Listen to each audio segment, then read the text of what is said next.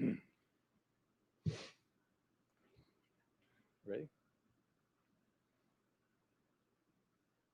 Go. Good afternoon. My name is Chris Whitaker. I'm President and CEO of Humber College. It's my pleasure to welcome Doug Ford, Premier of Ontario, Ross Romano, Minister of Colleges and Universities, Associate Minister King Surma, and MPPs Christine Hogarth and Natalia Kusendova to Humber College's North Campus. Welcome to all those joining us virtually. I'd like to begin today's announcement by acknowledging the land on which Humber College campuses are located.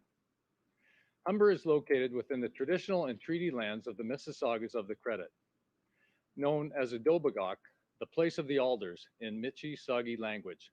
The region is uniquely situated along the Humber River watershed, which historically provided an integral connection for Anishinaabe, Haudenosaunee, and Wendat peoples between the Ontario Lakeshore and the Lake Simcoe, Georgian Bay regions.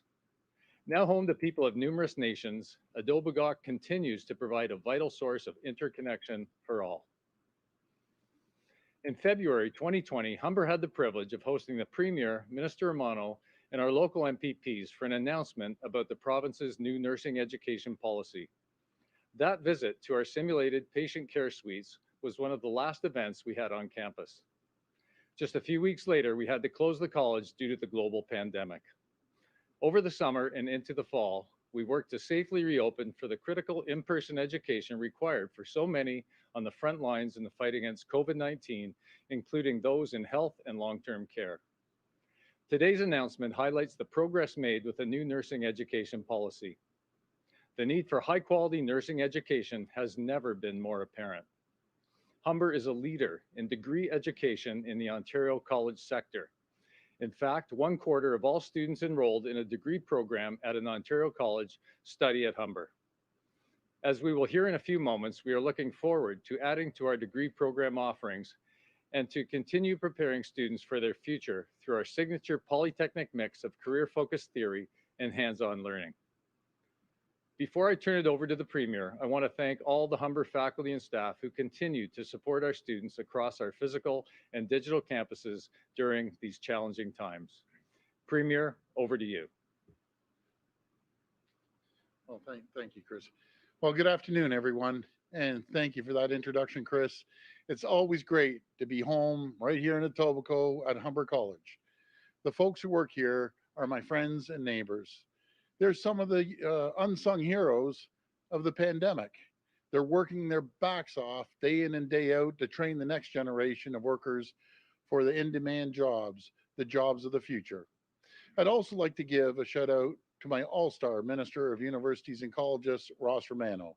Also, I want to acknowledge Etobicoke Lakeshore MPP Christine Hogarth and Etobicoke Center Minister Surma for joining us today, along with MPP Natalia Kusendova, also working at William Osler in her spare time as a nurse. And Natalia, thank you. Natalia was probably putting in 100 hours a week there throughout this pandemic. They've all done an incredible job during this pandemic, helping to keep our post-secondary students safe from COVID-19. Friends, before we begin today, I want to give a massive shout out to General Hillier, Minister Elliott, Solicitor General Jones, and Minister Thompson, and the countless officials who worked to launch our COVID-19 vaccine booking system. Yesterday, the first day, over 133,000 appointments were made. That's 133,000 appointments. That's nearly 185 appointments made every single minute. We knew there'd be bumps in the roads, and a handful of people unfortunately received an error message. But as General Hillier said, we identified the issues fast and we fixed them even faster. And that's exactly what we did. And today, over 110,000 more appointments have been booked since this morning. If anyone experienced any issues yesterday, please log back on or call today to book your appointment. Now, turning back to today's announcement. Friends, there's no question our nurses are world class. In the last year, since the COVID-19 pandemic began, nurses have shown how absolutely vital they are to our healthcare system, which is why we are here today to mark a major milestone a standalone nursing degree at Humber College. The Bachelor of Science in Nursing degree will be one of the first offered by publicly assisted college in this province. I applaud the president and CEO of Humber, Chris Whitaker, for his leadership as Humber blazes a trail for the benefit of everyone in Ontario. Now, Ontario's nursing students will have more choice about where to get their nursing degrees starting this September. And they'll be able to do it right here at Humber College. So, congratulations, Chris and Jason, wherever Jason is, you're an absolute champion. And he is a champion, Jason. And everyone here at Humber for this achievement. I couldn't be more pleased and prouder of what this program means to our hospitals, long term care homes, public health units, and everyone in Ontario. This will change the face of healthcare in our province for years to come. Thank you, and God bless the people of Ontario. Now I'll hand it over to Minister Romano.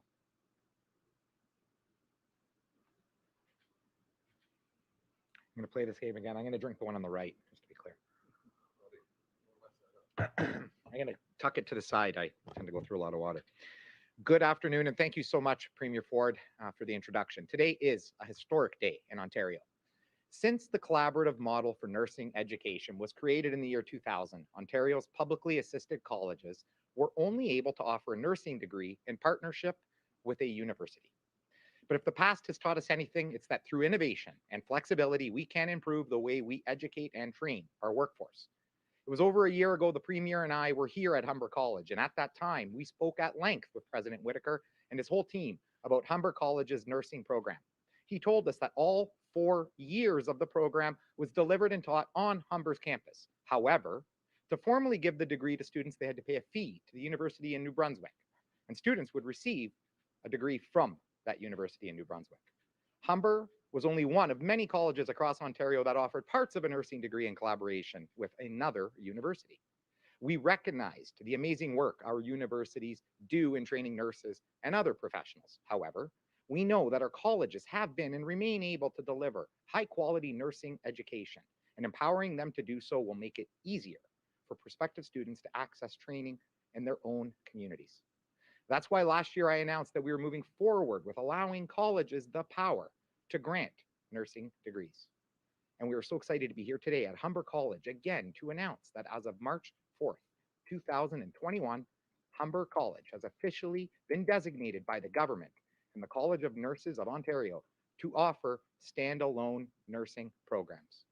I'd like to congratulate them on being one of the first Ontario colleges to offer a full 4-year Bachelor of Science in Nursing degree independent of a university partner. This will be an exciting step and as you welcome the inaugural cohort of students this coming September. This is such incredible news, and I really want to offer my thanks again and congratulations to President Whitaker. I want to say this as a conclusion. Last year, when our government introduced this new pathway for nursing education, it was our goal to offer more choice for students. We wanted to make it easier for them to access a high-quality education that was closer to their homes, that would prepare them for rewarding careers in nursing. These new exciting opportunities to receive a high-quality education in nursing are providing more local-based post-secondary choices for future nursing students. This opportunity is a critical milestone in the delivery of nursing education in Ontario, which will support the next generation of qualified healthcare professionals in our province. Thank you so much, everyone. And I now turn it over to MPP Hogarth. Thank you.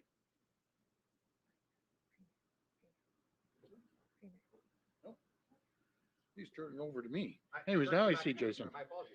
And I see that, you know something, folks? I see the greatest counselor in the city of Toronto, Michael Ford. Good to see you. Champion. We'll go to the phone line for questions. First question, please. From Sean Jeffords at the Canadian Press. Hi, Please Sean. go ahead. Good afternoon, Premier. Hi. I wanted to ask you about a report that we've seen this morning from the Ontario Science Table, Advisory Table. They're saying that based on the rise of variants across the province, that we are now in a third wave of COVID-19. Yes. Wanted to get your reaction to that, but also I wanted to ask you if you think that in light of this finding that Ontario eased up on restrictions and lifted the stay-at-home order too soon. Well, again, and good question, Sean. I heard the same thing from the science table, and I always respect what the science table says. I take my information through Dr. Williams, Chief Medical Officer, and we'll be sitting down talking to him. But again, the message to the people, yes, we're seeing the vaccinations roll out, but we can't let our guard down for a second. We have to make sure we social distance, constantly be wearing a mask, follow the protocols of the Chief Medical Officer. We can't let our guard down. So I'd be very, very cautious moving forward. Follow up?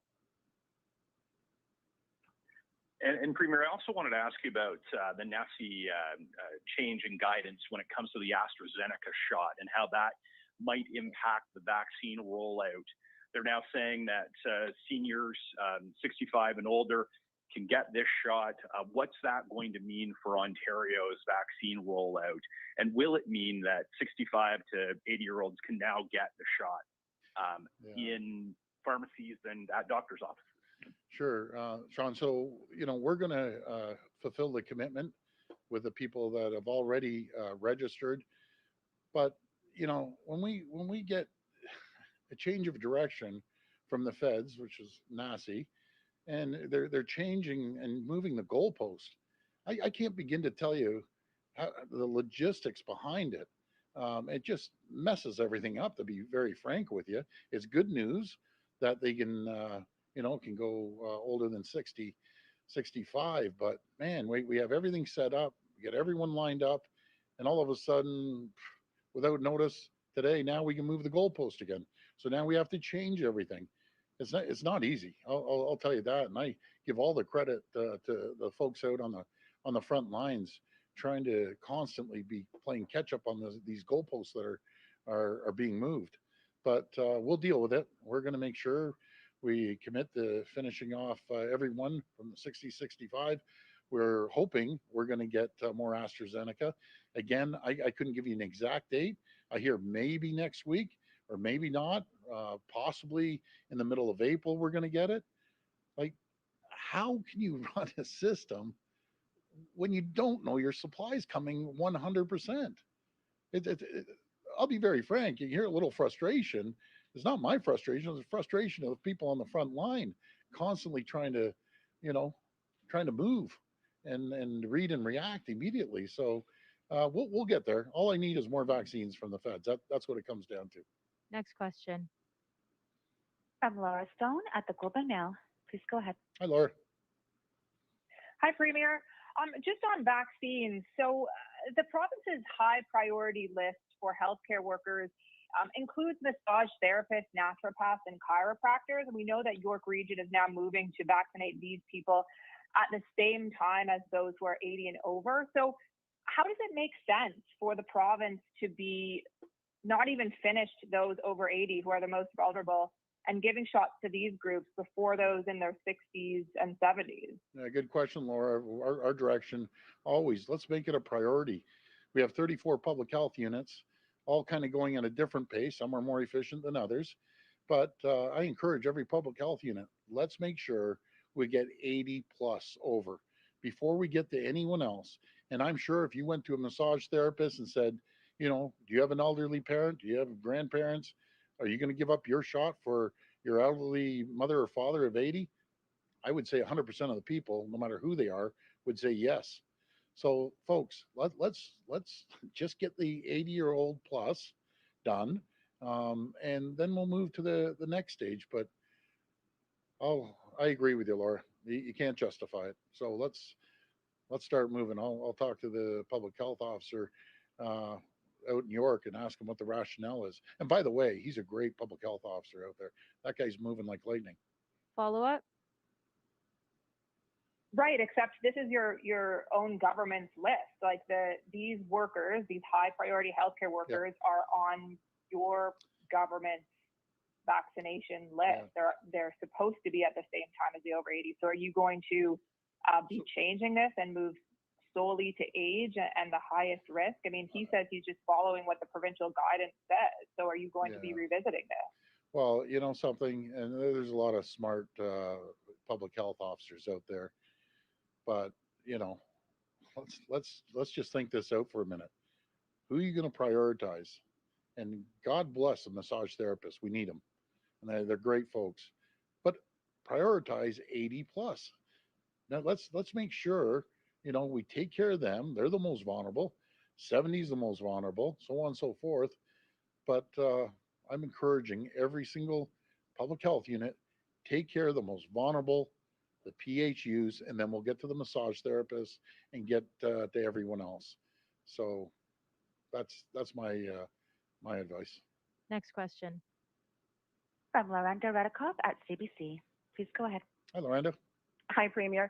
We're seeing a lot of info from family doctors saying they have no clue what the plan is for them in giving vaccines. That's, of course, apart from those few doctors' offices that are involved already in the AstraZeneca pilot. And as you can imagine, patients, they're also wondering, so what can you say to doctors and to patients?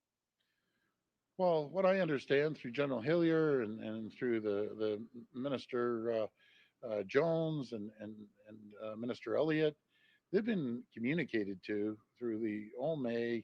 I know General Hillier was on with a number of family physicians as well.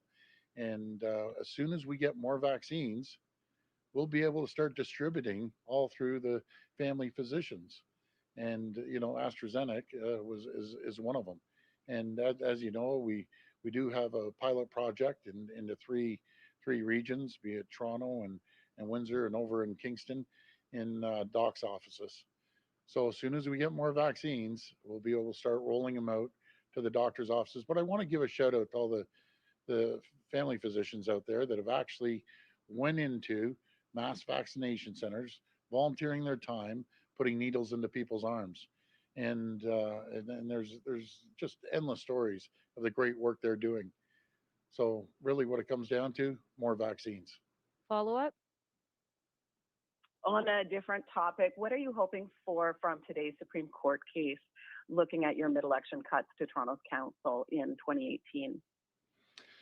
Well, I can tell you, I haven't heard a counselor that's really disagreed with it. I'm sure there was a few. I remember I was listening to the radio one day, and someone who was dead against it, Councillor Shelley Carroll, agreed it was the right decision. I almost hit a telephone pole when I heard that one, but it's the right thing to do. Very simple. Rather than sit there, and I know firsthand, you have double the amount of politicians, and no one out there should want more politicians. I'll tell you that. So we made sure that we made it feasible to get stuff passed through a lot more efficient. When I was down there, it used to some council meetings were 4 days. It's ridiculous. Four times the amount of work, four times the staff, and they're working quite fine with the 25 councilors. And I know the mayor. I can just tell you, the mayor's doing a great job. But I think I always joke around with him. It's the best president I've ever given the mayor. He's only dealing with 25 councilors, or yeah, I think it's 25 or 24 councilors. Imagine the job. They wanted to bump it up to 56. Who wants more politicians? It all lines up with the federal, provincial, municipal boundaries, and they're more than capable of doing the work. And the 25 down there, I think they're doing a pretty good job. But I still stick to my earlier statement. Michael Ford's the best counselor down there. Next question. Yeah. From Brian Lilly at the Toronto Sun. Please go ahead. Hi, Brian. Premier, over the last several days, I've been hearing from a lot of parents and advocates for youth sport and recreation, and they're concerned that if the ongoing lockdowns continue, especially here in Toronto, but even the restrictions elsewhere, that in addition to losing the hockey season, figure skating, basketball, that summer sports are going to be off the table. And Dr. Williams even said we may not see summer sports until the end of the summer, if at all, last week. Given the benefits of summer sports, and the provinces like British Columbia have never shut it down, is it time for Ontario to take a different look and say that there's evidence that this is safe and also beneficial to young people in terms of physical activity, mental health, and all the other benefits, and move forward with allowing youth sports instead of keeping kids shut down inside? Yeah, you know something, Brian. Good point. I'll tell you myself. I coached my girls' soccer for years, in years. And it's great to get out there and get the kids out there getting exercise, uh, understanding teamwork as a team. There's so many benefits to it. But I'll be very frank. I got to get the green light from Dr. Williams and the local medical officers of health. As if there's a zone that are in the green and the yellow, and the local medical officer wants to open it up there, then God bless him or her to open it up. But as we're here in Toronto and we're still in Gray and Peel, let's just hope by that time rolls around, we're going to have more vaccines. We're going to get more people vaccinated. I understand the kids don't get vaccinated, but if the parents get vaccinated, let's just cross our fingers, because I think it's important to get team sports back up and going, get the kids out there and having some fun. Follow up? You keep saying that you've got to get the green light from doctors, but where does the leadership of a politician come in, whether it's dealing with Dr. Williams or telling someone like Dr. Davila, who quite frankly I think would keep us locked down for months to come? At what point do you, as the person in charge, the elected official, say, you know what, I understand your position, I've heard your concerns, but there's other evidence and there are needs out there that go beyond just dealing with COVID? Sure. Could I go out there and be the only politician in the entire country, including the prime minister, all premiers, every single mayor, because I've talked to vast majority of them, and say, okay, docs, I'm not a medical professional, but I'm going to disagree with you. When I said I'm going to follow their direction on health advice right from day one. And then if I did that, they could slap a section 22 down, and it's just friction. I'm going to stick with what I've done right from the beginning. I'm going to stick with health and science, and work with them collaboratively. But I'm going to be very frank. There's no politician in this country is going to disagree with their chief medical officer. They just aren't going to do it. They might as well throw a rope around their neck and jump off a bridge. They're done. I'm telling you the facts. It's very simple. I respect all the medical officers and all the docs that have been working their back off, and I will always listen to the chief medical officer, his team. Very, very simple, because they're the professionals when it comes to healthcare. I'm not. You know what my job is, Brian? My job is, once we get through this, we're going to ramp up this economy, likes of which this province has never seen. We're going to create more jobs, more opportunities, get people back on their feet, get businesses going until they can thrive and prosper and grow. And I just can't wait until we can unleash the economy. And it has to happen sooner than later. But go to root cause. What do we need to make that happen? We need more vaccines. Simple as that. Last question. From Ian Campbell at CTV Northern Ontario. Please go ahead. Good afternoon, Premier. I wanted to get your thoughts on the post-secondary front in terms of Laurentian University. I've been speaking with some parents with the creditor protection, telling me that they are thinking about sending their kids out of the north, out of the city, or sending them elsewhere because their confidence has been shaken. There have been calls, including from the Sudbury City Council for the province, to increase funding.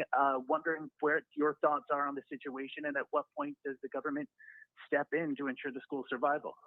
Well, that's a great question. I'm going to hand it over to my minister. He's been handling that file, doing a great job.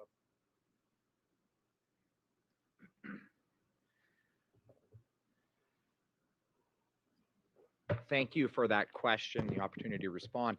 So as a starting point, I don't want to belabor this point, but we have to appreciate that this matter is before the courts.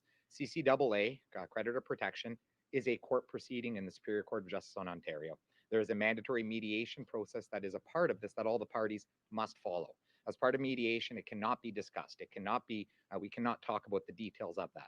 So we need to appreciate, number one, that this matter is before the courts. Therefore, I cannot get into the details, unfortunately. But I can everyone to rest assured that we are working on this very closely. Our entire cabinet, our premier, myself, are working very closely. We appreciate the situation that this presents for students at Laurentian, for people at all of our colleges and universities. This is a very, very difficult situation, and it raises an important alarm bell. But at the same rate, what I want to make sure everybody is crystal clear on is that our sector is strong, our sector is healthy. The students at Laurentian, we value those students, and we will certainly ensure that those students do not lose a year of study. We can appreciate the concerns that parents and so many others have there, but I have one message to all parents and everyone associated with what is happening at Laurentian University. You have an excellent institution to continue to receive your education from. Laurentian University was the first university in Northern Ontario. It's the largest university in Northern Ontario, and our government is committed to Laurentian University. Thank you. Follow up? Thank you. And Premier, I wanted to ask your thoughts on what the situation currently facing Sudbury and North Bay. North Bay was immediately into the gray zone after the lockdown ended. Sudbury's now been pushed into the gray zone, and the medical health officials are telling us that's largely being fueled by the variants. Where are the two regions on your radar, and what, if anything, will change in terms of added or further supports from the government in the hopes of turning things around? Well, I know Vic Fidelli from North Bay. He's pulling in all resources to make sure that we, crush this the spread up there, and he's going to hold. He's going to do whatever it takes. We're going to put more vaccines up there, and along with Sudbury too. A little while ago, a couple days ago, I had a conversation with actually a week ago. I had a conversation with the mayor up there, and in Sudbury, he's doing a great job. I want to correct something that I said, and I apologize. Um, the AstraZeneca in the physicians' offices, it's in Hamilton, Toronto, Guelph, Peterborough, Simcoe, Muskoka, and Peel. It was the pharmacies I was thinking of when I mentioned Kingston and Toronto and Windsor. But we're going to continue making sure more physicians get AstraZeneca, and we'll throw everything we can at it, no matter if it's North Bay, no matter if it's Thunder Bay or Sudbury. Thanks, everyone. Okay, thanks everyone, and thanks again to Humber College. They're doing great.